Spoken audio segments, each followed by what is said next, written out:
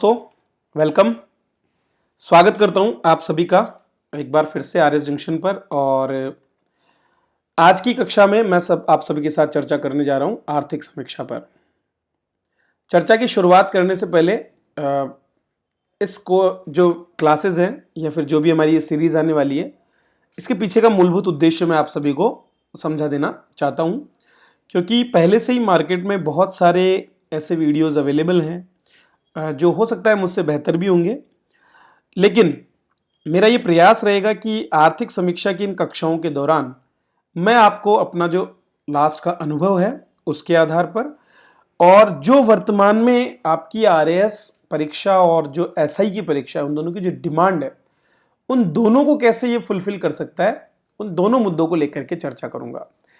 आर्थिक समीक्षा में बहुत कुछ समझने लायक नहीं है क्योंकि ज़्यादातर चीज़ें डेटा से रिलेटेड है, लेकिन ये सारा का सारा डेटा आपके खास करके जब आप आरएएस की मुख्य परीक्षा में बैठते हैं तो वहां पर राजस्थान इकोनॉमी के पोर्शन से जो प्रश्न आते हैं, उन प्रश्नों में कैसे आपके योगदान दे सकता है और आप फाइनल टाइम के लिए रिवीजन हेतु कैसे इसको उपयोग में ले सकते हैं, उन सभी मुद्दों पर मैं चर्चा करने वाला हूं। तो आर्थिक समीक्षा 2022-23 आ चुकी है, फरवरी में इसका अंक आया, ठीक है। और अब आपके जो अगला आगामी एग्जाम अगर हो जाता है 2023 में, तो उसमें आपको ये काफी मदद करने वाली है, क्योंकि मान के चलिए 100% आपका जो राजस्थान इकोनॉमी है वो इसी बुक से जो है कवर होने वाला है। लेकिन इस बुक के साथ जो सबसे बड़ी समस्या है वो है 365 पेज की ये बुक, जिसमें इतने ज्यादा पेजेस हैं कि उसका सिंगल रिवीजन करना भी हमारे लिए काफी मुश्किल यहां पर हो जाता है। इसके बाद आप जाते हैं मार्केट में और वहां पर आप ढूंढते हैं इसका सब्स्टिट्यूट की कोई ऐसी शॉर्ट नोट्स की बुक मिल जाए जो आपको जो है इसे बिल्कुल शॉर्ट में समझा दे। तो वहां पर भी दिक्कत ये हो जाती है कि आर्थिक समीक्षा में तो कम से कम आपको कुछ डायग्राम और कुछ टेबल्स मिल जाती है जिनको अट्रैक्टिव होती है और उनको देख करके आप वहां से ढंग से पढ़ भी सकते हैं। लेकिन जब आप मार्केट में जाते हैं तो वहां पर तो या तो कॉपी पेस्ट आपको चीजें मिलती है या फिर बहुत सा मैटर जो है उसको उन्होंने काफी कुछ स्टैटिक पोर्शन के को ही जो है ऐड करने की कोशिश वहां पर की है। तो फिर मुद्दा वही आ जाता है कि भाई आर्थिक समीक्षा को हम हमारी मुख्य परीक्षा के हिसाब से कैसे पढ़ें, और कुछ वही प्रयास मैं आपके साथ में इन आगामी कक्षाओं में करने वाला हूं। तो थोड़ा सब्र रखते हुए आप एक बार मेरी इस पहली कक्षा को जरूर पूरा देखें, ताकि आप ये समझ पाएं कि ये कक्षाएं आपके लिए कितनी अधिक महत्वपूर्ण होने वाली हैं। और इसीलिए इन कक्षाओं की जो शुरुआत है, मैंने इसको पूरा का पूरा जो आपकी आर्थिक समीक्षा है इसको पूरा का पूरा चेंज किया है और पूरा का पूरा दोबारा से अपने हिसाब से इसको बनाया है, जिसमें मैंने बहुत से माइंड मैप, बहुत से टेबल्स और बहुत से एमसीक्यू और जो हमारे प्रश्न है मुख्य परीक्षा के लिए, उन सभी को सम्मिलित करने का प्रयास किया है। तो सारा का सारा आपको इसमें मिलने वाला है। और इसकी पीडीएफ, उसके लिए मैंने टेलीग्राम में लिंक दे रखे और डिस्क्रिप्शन में भी लिंक दे रखे, वहां से आप इसकी पीडीएफ भी देख सकते हैं। तो चलिए शुरुआत करते हैं। और ये जो परीक्षाएं हैं इनके लिए ये आपका काफ़ी उपयोगी रहने वाला है। ये मेरा परिचय है, मैं कोई ज़्यादा जाना पहचाना व्यक्तित्व नहीं हूँ, लेकिन हाँ यह है कि अनुभव मुझे काफ़ी कुछ हो चुका है, क्योंकि मैं 2016 से ही आरएस की तैयारी में लगा हुआ हूँ। तो तीसरा मेरा आपकी बार आरएस इंटरव्यू है, ठीक है।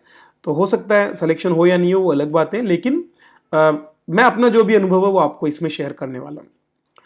तो चलिए शुरुआत करते हैं आर्थिक समीक्षा 2022-23 की। ये इसकी विषय सूची है, कुल मिलाकर के हमारे पास में यहाँ पर 11 अध्याय हैं। तो एक एक करके हम अध्याय को समझेंगे, लेकिन उससे पहले हम समझें कि आर्थिक समीक्षा का महत्व कितना है पिछली बार के पेपर्स को देखते हुए। तो पिछली बार जो प्रश्न पूछे गए हैं उन पर हम सबसे पहले शुरुआत एक बार कर लेते हैं, क्योंकि अक्सर ये बात कोई नहीं बताता है कि हमको आर्थिक समीक्षा कैसे और किस फिगर को याद करते हुए पढ़ना चाहिए।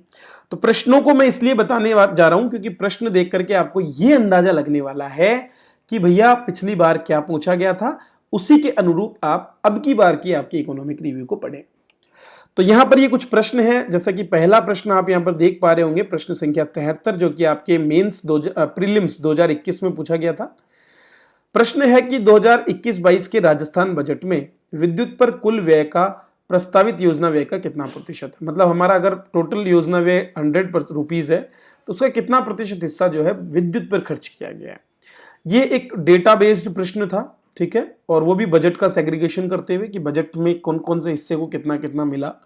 तो डेटा बेस्ड ये स्टैटिक पोर्शन आपका सीधा सीधा क्वेश्चन हो गया। 14.32 इसका उत्तर था, मतलब लगभग 14.5% हमारे बजट का जो योजना व्यय है उसका खर्च किया जाता है विद्युत पर। ये 2021-22 में था, ये फिगर चेंज होने वाला है, तो अब की बार आपको नया इसके लिए पढ़ना पड़ेगा। इसके बाद आपका प्रश्न संख्या 76 आया, जो कि एक योजना से जुड़ा हुआ है, और ये योजना सीधी सीधी आपकी ग्रामीण विकास से जुड़ी हुई योजना है, चैप्टर नंबर 3 में। ठीक है, तो वहां से ये आपकी आई है। अब प्रश्न का पैटर्न देखिए आप, प्रश्न जो है ना आपको डिटेल्ड स्टडी मांगता है टॉपिक वाइज, मतलब आप थोड़ा अंदर जाकर गहराई से चीजों को पढ़ेंगे तब जाकर के आप इस प्रश्न को करने में सक्षम होते। तो प्रश्न में 4 सेंटेंस दिए और उसमें से आपको गलत समझ ढूंढना था, मतलब आपको इन चारों सेंटेंस के बारे में अगर जानकारी है तभी जाकर के आप जो है इस प्रश्न को कर सकते थे। ठीक है, तो 4 ऑप्शंस में से पहला ऑप्शन यहां पर गलत था कि इस योजना का जो नारा है वो आपनी योजना आपनो विकास, ये नहीं था। ठीक है, तो यहां पर मुद्दा यह है कि प्रश्न का पैटर्न क्या है। प्रश्न का पैटर्न है 4 ऑप्शन है, चारों ऑप्शन में से एक गलत है, और इन चारों ही लाइनों को आपके दिया हुआ था इकोनॉमिक रिव्यू में। तो इकोनॉमिक रिव्यू में ये जो योजना है इसको अगर आपने पॉइंट टू पॉइंट अगर पढ़ा होता तो डेफिनेटली आप इस प्रश्न को कर पाते। चलिए अगले प्रश्न की ओर बढ़ते हैं।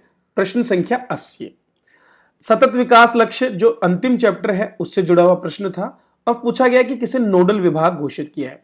तो दोस्तों पूरे इकोनॉमिक रिव्यू में जितनी भी हमारी स्कीम्स हैं उनमें लगभग आपको कोई ना कोई विभाग नोडल विभाग के रूप में दिखेगा। ठीक है, और यहां पर भी ऐसा ही है, आयोजना विभाग जो हमारा है प्लानिंग डिपार्टमेंट वो नोडल विभाग है सतत विकास लक्ष्य का। तो ये सभी डिपार्टमेंट्स के बीच में समन्वय करते हुए और योजनाओं को लागू करने का काम करता है, तो ये नोडल विभाग है। तो ऐसे ही और भी योजनाएं हैं जिनमें हर जगह नोडल विभाग आपको देखने को मिलेंगे। तो अब आपको ये ध्यान रखना चाहिए कि जब आप अगली बार इकोनॉमिक रिव्यू को पढ़ेंगे तो जो भी नोडल विभाग है उन पर आप ध्यान देंगे, और ये तब हो पाएगा जब आपको एक ही जगह पर किसी एक नोडल विभाग की सभी योजनाएं मिल जाए, और वो प्रयास मैं आपको आगे करूंगा माइंड मैप्स के माध्यम से। जब भी जैसे मान लो हम पंचायती राज की बात कर रहे हैं तो पंचायती राज की सारी योजनाओं को हम एक ही पेज पर एक जगह पर माइंड मैप के थ्रू लाने की कोशिश करेंगे ताकि आप सारे के सारे नोडल विभागों को समझ सके। चलिए फिर अगला प्रश्न है प्रश्न संख्या 82, बजट 2021-22 के अनुसार फिनटेक डिजिटल विश्वविद्यालय की स्थापना किस जिले में होगी। फैक्चुअल क्वेश्चन है, बजट से कवर होता है लेकिन इकोनॉमिक रिव्यू में भी सम्मिलित था। ठीक है, तो जोधपुर में इस फिनटेक डिजिटल विश्वविद्यालय की घोषणा की गई थी। ऐसी कुछ चीजें हमारे बजट में, क्योंकि बजट और इकोनॉमिक रिव्यू साथ साथ बनते हैं, तो जो बजट की घोषणाएं होती है उन ज्यादातर घोषणाओं को हमारे इकोनॉमिक रिव्यू में भी सम्मिलित कर लिया जाता है। ठीक है, चलिए नेक्स्ट आता है आपका प्रश्न संख्या 85, जनगणना 2011 के अनुसार भारत और राजस्थान में कार्य सहभागिता दर कितनी है। एक टेबल आपकी इकोनॉमिक रिव्यू की शुरुआत में दी गई है और उसके अंदर बहुत से डेटा हैं जिसमें जन्म दर, मृत्यु दर, कार्य सहभागिता दर, शिक्षा की स्थिति, SC/ST की जनसंख्या और ऐसे बहुत से तमाम डेटा को कवर किया गया है जिसमें भारत और राजस्थान की तुलना की गई है। वहां से डेटा बेस्ड इक्वेशन था, तो जिसने भी उस टेबल को पढ़ा है वो आराम से इसको करने में सक्षम था। फिर बारी आती है अगले प्रश्न की। तो महिलाओं के सशक्तिकरण हेतु इंदिरा महिला शक्ति निधि के बारे में प्रश्न आया, और ये एक योजना थी जो कि हमारी सरकार के जब एक साल पूरा हुआ था, दूसरा साल जब पूरा हुआ था, पहला साल जब पूरा हुआ 2019 में, तब जो है 18 दिसंबर को ये योजना लॉन्च की गई थी, इंदिरा महिला शक्ति निधि। तो उसी के ऊपर ये था। तो आपको यहां से ये भी ध्यान रखना है कि योजनाएं कब प्रारंभ होती है, क्योंकि ज्यादातर योजनाओं की प्रारंभ करने की तिथि आपके इकोनॉमिक रिव्यू में दी गई है, तो वहां से प्रश्न आपके आते हैं। ठीक है, ये प्रश्न उससे जुड़ा है, योजना पर ये है लेकिन अब यहां पर डेटा में चेंज कर दिया और प्रारंभ की तिथि पूछ ली। अग्रिम अनुमानों के अनुसार 2020-21 में स्थिर कीमत पर राजस्थान की प्रति व्यक्ति आय, तो कुछ डेटा है जैसे कि GDP हो गया, स्थिर आय पर, प्रचलित कीमतों पर और स्थिर कीमतों पर, इसी तरह से आपका प्रति व्यक्ति आय हो गया, आपका ग्रोस वैल्यू एडिशन हो गया। इनसे जुड़े हुए प्रश्न हमेशा पूछे जाते हैं, तो उन्हीं में से ये प्रश्न पूछा गया। आय से जुड़ा हुआ, आय भी स्थिर कीमत पर अलग होती है और प्रचलित कीमतों पर अलग होती है। वो सारी चीजें हम आगे जब इस टॉपिक पर पहुंचेंगे तब देखेंगे। तो ये भी एक फैक्ट बेस्ड है, तो यहां से एक प्रश्न हमेशा आएगा, आपको हर परीक्षा में मिलेगा। GDP, आय, GVA और ये जो टॉपिक्स हैं इन सभी से, ये पहले चैप्टर में आपके कवर हो जाते हैं। चलिए, उसके बाद प्रश्न संख्या 89, ये आपके जो अवसंरचना है, सामाजिक अवसंरचना, उससे जुड़ा प्रश्न है, जो स्वास्थ्य क्षेत्र है। तो आयुष्मान भारत महात्मा गांधी बीमा योजना से जुड़ा प्रश्न था, और जो राशि दी जाती है उस पर प्रश्न आया था। 4.5 लाख रुपए इस योजना में थे। तो ये भी एक सीधा स्ट्रेट पूछा गया प्रश्न है, योजना से जुड़ा हुआ। तो तीसरा प्रश्न आपके फिर से योजना से यहाँ पर आ गया, राशि पूछ ली गई, तो आपको आंकड़े फिर से याद होने चाहिए। फिर आगे परवन बहुउद्देश्य सिंचाई परियोजना, कृषि क्षेत्र की जो योजनाएं हैं उनमें से जुड़ा हुआ था। ठीक है, तो कृषि क्षेत्र आपका एग्रीकल्चर सेक्टर से जुड़ा हुआ प्रश्न, कहां पर किन जिलों में लागू होती है वो यहां पर पूछा गया। ठीक है, झालावाड़, बूंदी, कोटा। तो मैंने प्रयास किया है अब की बार की जितनी भी हमारी योजनाएं हैं उनको इसी तरह कुछ माइंड मैप में एक ही जगह पर करने का, क्योंकि इकोनॉमिक रिव्यू में लाइन टू लाइन दिया हुआ है तो थोड़ा पढ़ने में दिक्कत होती है। तो वहां पर हम आगे देखेंगे कि कैसे हमने उसको चेंज किया है। तो ये कुछ प्रश्न इसमें पूछे गए स्ट्रेट, बहुत ज्यादा टफ प्रश्न नहीं थे, बिल्कुल सीधा डेटाबेस प्रश्न थे, लेकिन ये डेटा हाईलाइट होकर आपकी आंखों के सामने आए तभी जाकर के आप इनको पढ़ पाएंगे, नहीं तो कुछ न कुछ चीजें छूटी जाती है। खैर, वो जब आप धीरे धीरे आगे बढ़ेंगे तो आपको पता चलेगा कि कैसे उस पर प्रयास किए जा रहे हैं हमारे इस कोर्स में। चलिए, अब बात करते हैं मुख्य परीक्षा के प्रश्नों की। मुख्य परीक्षा में भी प्रश्न पूछे गए, और खास बात यह है कि पूरे के पूरे प्रश्न इकोनॉमिक रिव्यू में से स्ट्रेट सीधे पूछे गए। जैसे कि पहले प्रश्न को देखिए, 2 नंबर का, 8 मूल उद्योग जो है उनकी आधारभूत संरचना। तो 8 मूल उद्योगों की बात कर दी। चैप्टर 4 जो आपका औद्योगिक विकास से जुड़ा हुआ है उसमें आपके शुरुआत में ही जो आपका IIP इंडस्ट्रियल प्रोडक्शन इंडेक्स जो है, इंडेक्स ऑफ इंडस्ट्रियल प्रोडक्शन, उसमें आपके जो मूलभूत उद्योग है जो कि 40% कवर करते हैं उनकी लिस्ट दे रखी है एक। ठीक है, और ये चारों वही उद्योग हैं। तो स्ट्रेट प्रश्न पूछ लिया यहां से, जिसने भी किया इसको उसको आराम से 2 नंबर इसमें मिले होंगे। मैंने भी इसको सही किया था। फिर अगला प्रश्न पूछा गया जैव ईंधन में जो ऊर्जा के मुख्य स्रोत हैं उनके बारे में, कि राजस्थान में जैव ईंधन के मुख्य स्रोत क्या क्या हैं। तो सरसों की तूड़ी, विलायती बबूल और जूली फ्लोरा, ये तीनों, और इसके अलावा करंज भी आजकल प्रयोग हो रहा है, नीम भी प्रयोग हो रहा है। ठीक है, जैव ईंधन के रूप में इनका सभी का प्रयोग बायोमास के रूप में किया जा रहा है। ठीक है, तो जैविक द्रव्य के रूप में इनको उपयोग किया जा रहा है, वो सारा का सारा आप यहां पर लिख सकते थे। फिर भारतीय बजट में राजस्व व्यय की मदें कौन कौन सी है। तो राजस्व की वसूली पर जो जो खर्चा हमारा होता है, ठीक है, या फिर हमारी सरकार के द्वारा जो प्रशासन को बनाए रखने में जो खर्च होते हैं, और जो सब्सिडियां दी जाती है, तो सरकारी विभागों सेवाओं पर खर्च, ऋण पर ब्याज की अदायगी और सब्सिडियों पर होने वाला व्यय, यही राजस्व व्यय के अंतर्गत आता है। तो बिल्कुल फैक्चुअल सीधा सीधा प्रश्न। व्यय जो हमारा राजस्व आय और राजस्व व्यय बजट की जो 2 प्रकार हैं, पूंजीगत बजट और राजस्व बजट, उसमें से ये प्रश्न यहां पर पूछा गया था। फिर अगला प्रश्न पूछा गया कृषि प्रतिस्पर्धात्मक परियोजना के उद्देश्य और इसको वित्त पोषित करने वाली संस्था। तो कृषि प्रतिस्पर्धात्मक परियोजना राजस्थान में शुरू की गई थी ताकि हमारी कृषि जो है उसको लाभान्वित करने लायक बनाया जा सके और किसानों की जो आय है वो बढ़े, क्योंकि अगर उत्पादकता पर काम करेंगे तो ऑटोमेटिकली कम लागत में ज़्यादा हम मुनाफा कमा पाएंगे, तो आय बढ़ेगी। और विश्व बैंक से वित्त पोषित है। इस पर मैंने बहुत एक अच्छा सा वीडियो बनाकर आप सभी को दिया था, हमारी एप्लीकेशन पर, यूट्यूब पर भी दिया था, तो वहां से आप इसको देख सकते थे। फिर सतत विकास की परिभाषा, बिल्कुल सीधा प्रश्न। जब टॉपिक ही आपका सतत विकास है तो परिभाषा आपको याद होनी ही चाहिए। ठीक है, तो वो कि क्या है सतत विकास। सतत विकास ये है कि विकास तो करें लेकिन अगली पीढ़ियों के लिए कुछ न कुछ छोड़ते हुए चलें, मतलब भावी पीढ़ियों की आवश्यकता की पूर्ति के लिए जो भी क्षमताएं हैं उनको खर्च नहीं करें और वर्तमान हमारी आवश्यकताओं की पूर्ति करें, यही सतत विकास है। क्लियर। फिर आते हैं 5 नंबर के प्रश्न। तो 5 नंबर के जो 4 प्रश्न पूछे गए उनमें पहला आपका उद्योग से पूछा, एमएसएमई उद्योगों की परिभाषा, ये भी आपके इकोनॉमिक रिव्यू में सम्मिलित है। तो जुलाई 2020 से नई परिभाषाएं दी गई है और उसी के आधार पर इसको दिया गया। तो ये स्ट्रेट आपका प्रश्न पूछ लिया गया एक और। फिर पूछी गई राजस्थान की समर्थ योजना। तो समर्थ योजना, योजनाओं का हमारा जो पूरा सेक्टर है, जो चलाई जा रही विशेष योजनाएं हैं सामाजिक न्याय अधिकारिता विभागों और उनके बाकी के अंतर्गत, तो ये एक आजीविका अर्जन के लिए समर्थ बनाने के लिए योजनाएं थी, जिसमें कौशल को बढ़ाने के लिए प्रयास किए जाने वाले थे, प्रशिक्षण देने की बात की गई थी। किस किस को दे रहे हैं, तो समर्थ योजना में महिलाएं, वंचित वर्ग, पिछड़ा वर्ग, इन सभी से जुड़ा हुआ ये प्रश्न था और ये भी आपके इकोनॉमिक रिव्यू से सीधा कवर किया गया है। फिर अगला प्रश्न आपके नवीन रोजगार सृजन के लिए प्रधानमंत्री रोजगार प्रोत्साहन योजना से पूछा गया। सेवा क्षेत्र में चूंकि कोरोना की स्थिति थी तो काफी सेवा क्षेत्र को नुकसान पहुंचा था, तो उसी क्रम में ये योजना शुरू की गई थी ताकि हमारे जो नियोक्ता हैं उनको प्रोत्साहित किया जा सके कि वो ज़्यादा से ज़्यादा लोगों को रोजगार दे। तो इसके लिए जो कर्मचारी भविष्य निधि है उसका भुगतान सरकार के द्वारा करने की बात इसमें कही गई थी, वही लाभ इसमें दिए गए थे। फिर अगला राजस्थान निवेश प्रोत्साहन योजना 2019 पूछ ली गई ताकि राज्य में अलग अलग सेक्टर्स में निवेश को बढ़ावा दिया जा सके। तो स्टाम्प शुल्क से लेकर के आपके मंडी शुल्क, भूमि कर, इनमें जो छूट दी गई है, ठीक है, और जो SGST के पुनर्भरण का प्रावधान किया गया था, और अंशदान जो है EPF में उसमें जो छूट है वो सारी आपको देनी थी, इसमें बतानी थी कब से ये शुरू की गई है और कब ये खत्म होने वाली है, वो सारा चीज़ें बतानी थी। अब तो खैर रिप्स नई भी आ गई 2022 में, अभी हाल ही में, तो उस पर भी हम आगे चर्चा करेंगे, लेकिन उस समय के लिए यही लागू थी, तो इस पर आपको प्रश्न पूछा गया। अगर ढंग से किसी ने इकोनॉमिक रिव्यू पढ़ा था तो डेफिनेटली इसका आंसर देने में वो सक्षम होते। और अंत में 10 मार्क्स का प्रश्न भी यहाँ से पूछा गया था राजस्थान सौर ऊर्जा नीति पर। तो जैसे अब राजस्थान सौर ऊर्जा नीति है, उसी तरह इस साल भी बहुत सी नई नीतियाँ आ गई, MSME नीति हमारी आ गई, ठीक है।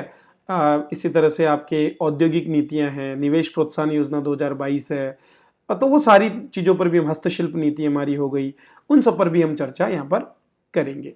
तो सीधा सीधा बिल्कुल स्ट्रेट जो दिया हुआ था उसी में से मैंने ये आंसर लिखा है जो आपके इकोनॉमिक रिव्यू में सेम टू सेम। आप इस तरह से लिखने का पैटर्न भी मैंने दिया है कि किन किन चीज़ों को आप अंडरलाइन करते हुए चल सकते हैं, ताकि पूरा पढ़ने की बजाय केवल इन टॉपिक्स को देखकर ही जो है आपको सीधे आंसर पर जो है चेक हो जाए और उसमें आपको नंबर अच्छे से अच्छे मिल पाए। तो ये मैंने एक पूरा का पूरा आपको दिया है, ये PDF इसकी टेलीग्राम पर है, ठीक है, तो वहाँ पर आपको लिंक मैंने दे रखा है नीचे, वहाँ से आप देख सकते हैं। चलिए अब आगे बढ़ते हैं और बात करते हैं हमारे पहले चैप्टर के साथ में, लेकिन उससे पहले आपके कुछ सूचक दिए हुए हैं आर्थिक विकास के। इस टेबल पर मैं अभी चर्चा नहीं करूंगा, ये आपकी याद करने की टेबल है, ठीक है।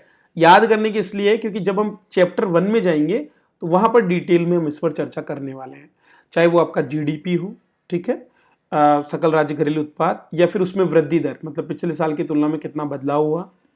तो आपको कोशिश ये करना है कि इसमें पूरे याद ना करके आप ये 2 साल को याद जरूर कर लें, क्योंकि 2 साल याद करने से क्या होगा, ऑप्शन में आपको यही 4 ऑप्शन मिलने वाले हैं।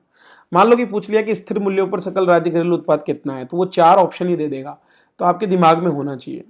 इनको याद करने का सबसे बढ़िया तरीका एक ही है कि आप इसको लगभग में याद करते हुए चलें, डेटा को रटने की कोशिश ना करें, बल्कि लगभग में देखें। जैसे कि 2022-23 में अगर हम सकल राज्य घरेलू उत्पाद की बात करें तो मैं बोलूंगा 8 लाख करोड़, ठीक है, 8 लाख आप याद रखें। अब EWS की मिनिमम आय जो है आय भी यही है कि अधिकतम 8 लाख की आय होनी चाहिए। तो ऐसे आप याद कर सकते हो कि स्थिर मूल्यों पर जो हमारा GDP है ना, वो EWS की आय के लगभग बराबर है, तो ये 8 लाख करोड़ है। तो ऐसे आप यहां से 8 लाख याद कर लो। फिर बात आती है प्रचलित मूल्यों पर, तो प्रचलित मूल्यों पर 14.1 करोड़, 14.1 लाख, ठीक है, या 14.13 लाख, दोनों में अंतर कितने का है, 6 लाख का। तो ये कुछ तरीके होते हैं जिनसे आप चीजों को याद कर सकते हैं। फिर बात आती है वृद्धि दर की, तो आप सीधा सीधा याद कर लो कि स्थिर मूल्यों पर वृद्धि दर 8% है, तो प्रचलित मूल्यों पर 16% है, बस इतना सा याद कर लो आप। ऑप्शन में आपको कभी भी इतना क्लोज नहीं देगा, ये चारों ऑप्शन दे देगा, तो आप सीधा 8% को यहां से फिगर आउट कर लोगे कि ये स्थिर मूल्यों पर वृद्धि दर है। क्लियर? चलिए फिर सकल राज्य मूल्यवर्धन, तो GVA क्या होता है उस पर हम आगे चर्चा करेंगे, मैंने प्रश्न भी उस पर दिए हैं, वहां पर हम डिटेल में देखेंगे। कुल मिलाकर के सकल राज्य मूल्यवर्धन में हमारे जो 3 मुख्य क्षेत्र हैं उनका क्या योगदान है, स्थिर मूल्यों पर भी और प्रचलित मूल्यों पर भी, उस पर बात की है। तो हमेशा की तरह सेवा क्षेत्र तो प्रथम स्थान पर है ही, लेकिन अब दूसरे स्थान पर इस बार कृषि रहा है, दोनों में ही देख लो आप, ठीक है, क्या रहा है, कृषि यहां पर रहा है, और तीसरे स्थान पर रहा है उद्योग। तो अभी तक आप देख रहे थे कि राजस्थान में जहां 2 साल पहले तक अगर हम बात करें तो कृषि क्षेत्र तीसरे नंबर पर रहता था, लेकिन पिछले 3 सालों से हम देखें तो यहाँ पर कृषि क्षेत्र जो है वो दूसरे नंबर पर आ गया है। कोरोना के बाद से ये स्थिति है कि कृषि क्षेत्र का योगदान बढ़ रहा है, तो उद्योगों पे ज़्यादा हम काम नहीं कर पा रहे हैं, उद्योगों का विकास ज़्यादा नहीं हो पा रहा है। फिर उसके बाद में सकल राज्य घरेलू उत्पाद के बाद शुद्ध राज्य घरेलू उत्पाद की बात कर ली गई, ठीक है, कि शुद्ध राज्य घरेलू उत्पाद क्या है, तो घिसावट और इन सबको कम करने के बाद में, तो हमेशा याद रखिए कि सकल राज्य की तुलना में शुद्ध राज्य घरेलू उत्पाद कम ही आएगा। अब वहां पर 8 लाख था तो यहाँ पर लगभग 7 लाख के करीब हो गया, ठीक है, वहां पर 14.1 था तो यहाँ पर 12.5 हो गया। तो अंतर आप देख लो कि वहां 1 लाख का अंतर, यहाँ 1.5 लाख का अंतर। ऐसे आप दिमाग में बैठा लो चीज़ों को तो रटना नहीं पड़ेगा, चीज़ों को रटोगे तो थोड़े दिन याद रहेगा, फिर भूल जाओगे। इसलिए बेहतर होगा कि हम रटे नहीं, याद ही कर लें। प्रति व्यक्ति आय की बात करें तो स्थिर मूल्यों पर लगभग 86,000 के करीब और 1,56,000 करीब प्रचलित मूल्यों पर। प्रचलित मतलब जिसमें महंगाई को एडजस्ट नहीं किया है। स्थिर मूल्यों पर हम महंगाई एडजस्ट कर देते हैं। 2011 में जब हमने आधार वर्ष रखा, उसी आधार वर्ष के हिसाब से हम वैल्यूज मान के चलते हैं। तो 86,000 के करीब हम मान के चल रहे हैं पूरे साल भर की वार्षिक आय और 1,56,000, तो लगभग 70,000 रुपये का डिफरेंस है दोनों में। तो ये महंगाई का प्रभाव है 70,000 के करीब। ठीक है, चलिए, तो ये कुछ टेबल है जिसमें हमने कुछ डेटा देखा। इसी तरह की और भी डेटा है जैसे कि स्थायी पूंजी का हमने कितना निर्माण किया। तो जो हम जीडीपी बनाते हैं हमारा, वो सारा का सारा हमारे पास नहीं रहता, हम उसको कुछ कंज्यूम भी कर लेते हैं। तो कंज्यूम करने के बाद जो हमारे पास में परमानेंट एक पूंजी की तरह बचता है, वही दरअसल सकल स्थायी पूंजी होती है। और ये हमारे टोटल जो हमारा जो जीडीपी जो सकल राज्य घरेलू उत्पाद होता है, उसका लगभग 28-29% के करीब है। ठीक है, इसी तरह से कृषि उत्पादन सूचकांक की बात करते हैं तो इसका आधार वर्ष में देखना पड़ता है। आधार वर्ष आप याद कर लीजिए क्योंकि ये पूछे जाने योग्य है। ठीक है, कुल खाद्यान्न उत्पादन का आंकड़ा सीधा पूछ लिया जाता है, तो अनुमानित 253 लाख मीट्रिक टन है। और आप देख सकते हो कि पिछले साल इसमें गिरावट थी, लेकिन इस बार वृद्धि हुई है। तो अगर प्रश्न पूछे जाए कि क्या लगातार वृद्धि हो रही है 2018-19 से, तो नहीं, हम कह सकते हैं कि नहीं, 2020-21 के बाद 2021-22 में गिरावट हुई थी, उसके बाद फिर से वृद्धि हुई है। ठीक है, फिर औद्योगिक उत्पादन सूचकांक, तो वो हम आगे उद्योग में कवर करेंगे। थोक मूल्य सूचकांक, ये भी आपके चैप्टर 1 में कवर होगा। अधिष्ठापित ऊर्जा क्षमता, हमारी जो टोटल एनर्जी की कैपेसिटी है, उत्पादन कितना हम कर पा रहे हैं, तो बात करें तो इंस्टॉल्ड ऊर्जा कैपेसिटी 23,487 हो गई है। पिछली बार की तुलना में यहाँ पर अंतर बहुत ही कम, माइनर सा अंतर दिख रहा होगा आपको, लगभग 35 मेगावाट का। ठीक है, तो 35 मेगावाट के करीब ये अंतर हमको देखने को मिला, तो ज़्यादा कोई वृद्धि हमारे यहाँ पर इसमें नहीं हुई है। ठीक है, चलिए, और उसका रीज़न ये भी है कि ये जो प्रावधान है ये नवंबर 2022 तक का ही है। अंतिम टॉपिक आता है वाणिज्यिक बैंक साख, कि हमारे जो बैंक हैं उनके पास जो पैसा पड़ा है उसमें से कितना उन्होंने ऋण के रूप में दिया हुआ है। तो वो यहाँ पर आप देख सकते हैं काफ़ी ज़्यादा बढ़ गया है, लगभग 4.40 लाख करोड़ के करीब ये पहुँच गया है। चलिए, तो ये एक टेबल बहुत इंपॉर्टेंट थी जो मैंने आपको कोशिश की है समझाने की। वैसे समझने का कुछ नहीं है, आपको याद खुद को ही करना पड़ेगा। आगे धीरे धीरे ये सब चीज़ें रिपीट होगी जब हम चैप्टर पढ़ेंगे। फिर इसके बाद राजस्थान की कुछ उपलब्धियां दी हुई है। 3 ही फील्ड है जिसमें उपलब्धियां हैं, या तो आवास के सेक्टर में, ठीक है, जैसे कि ये आवासन मंडल को हमारे दिए गए 2 अवार्ड, ठीक है, वर्ल्ड एचआरडी कांग्रेस में और स्कॉच अवार्ड। फिर आते हैं ज़्यादातर आपके टूरिज्म सेक्टर के हैं, जैसे best decorated stand international travel mart में, कल्चरल डेस्टिनेशन के रूप में इंटरनेशनल ट्रेवल मार्ट बेंगलुरु में, बेस्ट डिजाइन एंड डेकोरेशन आपको इंडिया ट्रेवल टूरिज्म फेयर में मिला, आउटलुक ट्रेवलर अवार्ड में चित्तौड़गढ़ को मिला है अवार्ड, ठीक है, कुंभलगढ़ चित्तौड़गढ़ को। इसी तरह से TTF&O जो प्रोग्राम हुआ उसमें बेस्ट डिजाइन का अवार्ड हमारा पेवेलियन के लिए। कॉन्डेनास रीडर ट्रेवल में भी फिर से वही, तो पर्यटन के ज़्यादातर हैं, ठीक है, ज़्यादातर पर्यटन के। एक एनर्जी सेक्टर का भी है, जैसे कि स्टेट परफॉर्मेंस श्रेणी में नेशनल एनर्जी कंजर्वेशन अवार्ड हमको मिला था 2022 में। वैसे इन पर ज़्यादा जोर देने की जरूरत क्यों नहीं है, उसका कारण ये है कि ये डेटा चेंज होता रहता है। अब 2023 के लिए आपके पास ऑलरेडी बहुत से अवार्ड हो चुके हैं। अगर आप मेरी करंट अफेयर्स देख रहे होंगे रेगुलर, तो वहाँ देखा होगा आपने कि रेगुलर अभी थोड़े दिनों में ही टूरिज्म में बहुत से अवार्ड हमको मिल चुके हैं। तो इन पर ज़्यादा फोकस करने की जरूरत आपको नहीं है। चलिए, इसके बाद आती है एक बहुत इंपॉर्टेंट टॉपिक, इंपॉर्टेंट टेबल, जिसमें से एक प्रश्न आप 100% लिख कर ले लीजिए, मिलेगा आपको। ये हर साल अपडेट होती है इकोनॉमिक रिव्यू में। कुछ चीज़ें 2011 की जनगणना पर आधारित है और अभी हमारी 2021 की जनगणना नहीं हुई, तो जब तक हम बचे हुए हैं तब तक बचे रहें, अच्छा है। 2011 की जनगणना पर आधारित कुछ टॉपिक्स इसमें दिए हुए हैं जो तुलनात्मक है राजस्थान और भारत के बीच में, जैसे कि हमारा भौगोलिक क्षेत्र, हमारी जनसंख्या, दशकीय वृद्धि दर। तो ये सारा डेटा है जो डेटा आपको याद करना ही पड़ेगा, इसका कोई और उपाय भी नहीं है, कोई तोड़ भी नहीं है। तो याद करो और दूसरों को सुनाओ, ये फैक्टर रखो आप और प्रैक्टिस करो। क्वेश्चंस की जब प्रैक्टिस करते हैं तो वहाँ पर ये चीज़ें ज़्यादा याद होती है। तो पूरा का पूरा हमारा जो इकोनॉमिक रिव्यू का कोर्स है उसमें मैंने बहुत से प्रश्न इसमें दिए हैं, तो उन प्रश्नों की आप प्रैक्टिस जब करेंगे तो आप ऑटोमेटिकली इनको याद कर लेंगे। फिर इसमें कुछ नया डेटा है, जैसे कि ये 2020 वाले जितने भी डेटा हैं इनमें से प्रश्न आने की संभावना बढ़ जाती है।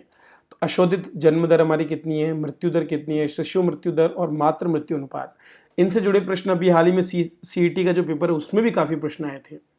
यहां पर आप इनको याद रखें। फिर चैप्टर की शुरुआत होती है राजस्थान की रूपरेखा से। कुछ डेटा है, जैसे भौगोलिक क्षेत्रफल हमारा 3,42 लाख वर्ग किलोमीटर, संभाग और जिले 7 और 33 दिए हुए हैं, लेकिन अब चेंज हो जाएगा, ठीक है। 10 संभाग और 50 जिले हमारे होने वाले हैं। तो अभी तक हुआ नहीं है, तो हम इसी इकोनॉमिक रिव्यू पर निर्भर रहेंगे जब तक नहीं होता है। क्षेत्रफल तो वही रहेगा 10.41%, आज पढ़ेंगे तो भी, बाद में भी, जब तक कि किसी राज्य की या फिर हमारे राजस्थान का जो राज्य है उसको कोई टुकड़े नहीं किए जाते हैं तब तक। जनसंख्या की बात करें तो 8 करोड़ क्रॉस कर चुकी है, ठीक है, ये ध्यान रखना है। देश का 7वां बड़ा राज्य है अब जनसंख्या के हिसाब से, हम 2022 में अनुमान है। देश में अवस्थिति कहाँ है, उत्तर पश्चिम में। तो देश की जो अगर हम भाग की बात करें तो कहाँ पर स्थित हम, उत्तर प्रतिशत में, इस जगह पर उत्तर पश्चिम में स्थित है। सीमा स्पर्श करने वाले राज्य कौन कौन से हैं, आकृति कैसी है, विषम चतुष्कोणीय, हमारा विस्तार और स्मार्ट सिटीज, ये कुछ फैक्टर आपके इस पूरी इकोनॉमिक रिव्यू में दिए हुए, उन्हीं पर मैंने यहाँ पर बात की है। तो ये आपका पूरा मैप भी मैंने एक दिया है ताकि इस मैप को आप देख सकें, और मैप में इन जिलों की स्थिति को जरूर देख लीजिए, क्योंकि 2016 में हमारे जो जिले हैं उनकी स्थिति को लेकर एक प्रश्न पूछा गया था कि निम्नलिखित जिलों को पूर्व से पश्चिम में जो है बढ़ते क्रम में जमाइए, कि पहले कौन सा है बाद में कौन सा है। तो इनकी बाउंड्रीज को एक बार आप अच्छी तरह सरसरी निगाह से देख लेंगे तो वहाँ पर आपको दिक्कत नहीं आएगी फिर बाद में कि कौन सा जिला कहाँ पर है। जैसे अब पता होना चाहिए कि उदयपुर, राजसमंद और डूंगरपुर एक सिध में है तीनों, ठीक है। जयपुर, टोंक, बूंदी, सीकर, झुंझुनू एक सिध में है, इस तरह से, ठीक है। अलवर, दौसा, सवाई माधोपुर, कोटा और झालावाड़ ये एक सिध में है। तो ये आपको ध्यान होना चाहिए कि हाँ भाई ये जिले एक ही लाइन में, जैसे कि हनुमानगढ़, चूरू और नागौर तीनों एक लाइन में उत्तर से दक्षिण में। क्लियर है? इस तरह से आप चीजें याद करते हुए चलें। यहां पर मैंने कुछ प्रश्न आपको दिए हैं, ठीक है। तो जो हमने पीछे डेटा पढ़ा उसी पर बेस्ड क्वेश्चन देना मैंने यहाँ शुरू कर दिया, और उसका कारण यह है कि साथ के साथ जब आप पीडीएफ पढ़ रहे हो तो उसी समय आपको डेटा मिल जाए, क्वेश्चंस भी मिल जाए। तो इकोनॉमिक रिव्यू में और इसमें यही अंतर है। इकोनॉमिक रिव्यू को जब आप खुद वहाँ पढ़ोगे तो आपको वहाँ कुछ अलग से क्वेश्चन नहीं मिलने वाले। इसमें मैंने कोशिश की है कि आप जब पीडीएफ पढ़ रहे हैं तो पढ़ते पढ़ते जो पीछे का पढ़ा उसका रिविजन करने का मौका। अब यहाँ पर अगर याद नहीं आया तो बैक में जाओ और देखो कि कहाँ कमी रह गई, ढंग से याद क्यों नहीं हुआ, तो यहाँ से आप रिकॉल कर सकते हो, ठीक है। ये इस तरह से प्रश्न देने का काम मैंने यहाँ पर किया है। तो ये एक इंट्रोडक्टरी हमारी क्लास है दोस्तों, और मैं उम्मीद करता हूँ कि आने वाली जो हमारी कक्षा है जिसमें हम अध्याय 1 पर बात करेंगे, वृहद आर्थिक प्रवृत्तियों का परिदृश्य पर, तो वहाँ पर आपको और भी डिटेल में चीज़ें मिलेगी, और इसी तरह से इस पैटर्न में ही बहुत से माइंड मैप के साथ में चीज़ें मिलने वाली है। तो आप मेरे साथ बने रहें, ठीक है। और जैसा मैंने बताया इन कक्षाओं की जो है सारी कक्षाएं आपको हमारी आर्य जंक्शन ऐप पर भी अवेलेबल होगी, एक ही जगह पर आप देखना चाहते हैं तो, और इनके पीडीएफ प्लस आपके माइंड मैप वाले नोट्स, ठीक है, और इसके साथ आपके एमसीक्यू टेस्ट और मेंस के लिए टेस्ट सीरीज जहाँ पर आप असाइनमेंट जमा कर सकते हो, ठीक है, वो सारा मैंने आर्य जंक्शन पर आपको देने की कोशिश की ऐप पर। तो अगली क्लास में हम चैप्टर 1 पर चर्चा करेंगे, वीडियो के थ्रू जानेंगे कि कैसे हम इसको पढ़ें, ये पूरी पीडीएफ कैसे पढ़नी चाहिए। बाकी ये फर्स्ट चैप्टर की पीडीएफ आपको अवेलेबल है हमारी टेलीग्राम पर भी, टेलीग्राम ज्वाइन करके आप वहाँ से इसको देख सकते हैं। चलिए, तो बहुत बहुत धन्यवाद आप सभी का मेरे साथ जुड़ने के लिए। इस वीडियो को लाइक और शेयर करें और इसी तरह बने रहें। वीडियो देखने के लिए आप सभी का बहुत बहुत धन्यवाद।